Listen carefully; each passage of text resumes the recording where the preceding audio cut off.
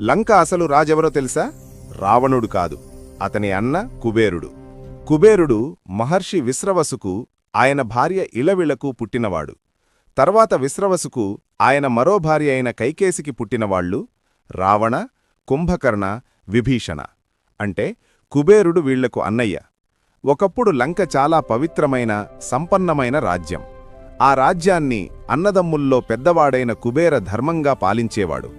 అతని దగ్గర అపార సంపదలు, ప్రసిద్ధమైన పుష్పక విమానం కూడా ఉండేది.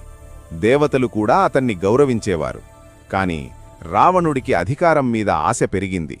తపస్సు చేసి శక్తులు సంపాదించి తన అన్న అయిన కుబేరుడిపైనే యుద్ధం చేశాడు. భీకర యుద్ధంలో కుబేరుడు ఓడిపోయాడు. లంకను కోల్పోయాడు. పుష్పక విమానం కూడా రావణుడి చేతిలోకి వెళ్ళిపోయింది. అయినా కుబేరుడు నిరాశ చెందలేదు. అతడు ఉత్తర దిశలోని అలకాపురికి వెళ్ళిపోయాడు. అక్కడ